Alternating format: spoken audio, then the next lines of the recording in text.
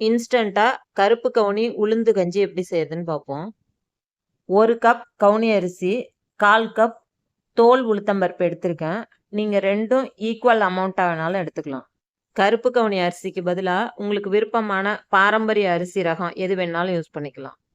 கவுனி அரிசியை புடச்சி சுத்தம் பண்ணிவிட்டு ஒரு ஈர டவலில் தொடச்சி வெறும் வாணலியில் கொஞ்சம் கொஞ்சமாக போட்டு மிதமான தீயில கைவிடாமல் வறுத்து இது போல் பொரிஞ்சதும் எடுத்து ஆற விட்டு கொரகொரப்பாக பொடிச்சுக்கோங்க.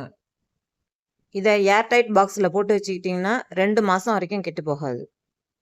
தோல் உளுத்தம்பருப்பையும் வெறும் வாணலியில் மிதமான தீயில கைவிடாமல் சிவப்பாக வறுத்து ஆறுனதும் கொரகொரப்பாக பொடிச்சு தனியாக ஸ்டோர் பண்ணிக்கோங்க.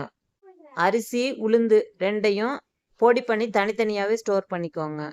அப்போ தான் அரிசியை மட்டும் வேணாலும் போட்டு கஞ்சி வச்சுக்கலாம், இல்லை அரிசியோட வறுத்த பாசிப்பருப்பு போட்டு வேணாலும் கஞ்சி வச்சுக்கலாம். குக்கரில் 4 டேபிள் ஸ்பூன் கவுனி அரிசி பொடி, 1 டேபிள் ஸ்பூன் உளுத்தம்பருப்பு பொடி, 1/2 டீஸ்பூன் ஜீரகம், 1/2 டீஸ்பூன் வெந்தயம், 2 கப் தண்ணி சேர்த்து கலந்துட்டு கரண்டியை அதுக்குள்ளே போட்டு மூடிக்கோங்க. அப்போ தான் பொங்கி வழியாமல் இருக்கும்.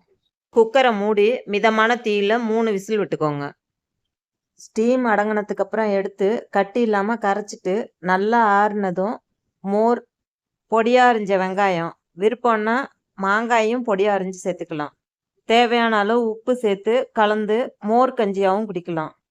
இந்த வெயிலுக்கு உடம்புக்கு ரொம்ப நல்லது. மோர் அல்லது தண்ணி சேர்த்து உங்களுக்கு தேவையான அளவுக்கு கரைச்சிக்கோங்க. உங்களுக்கு விருப்பமான காய்கறி, கீரையை பொடியாக அரிஞ்சு சேர்த்து வேக விட்டு இன்னும் ஹெல்த்தியான கஞ்சியாகவும் குடிக்கலாம். இந்த கஞ்சியை வெந்தயம், ஜீரகம் ரெண்டும் போடாமல் வேக வச்சு எடுத்து இனிப்புக்கு தேவையான அளவு துருவின வெல்லம் அல்லது நாட்டு சர்க்கரை, ஏலக்காய் பொடி, துருவின தேங்காய் சேர்த்து சூடான இனிப்பு கஞ்சியாகவும் குடிக்கலாம்.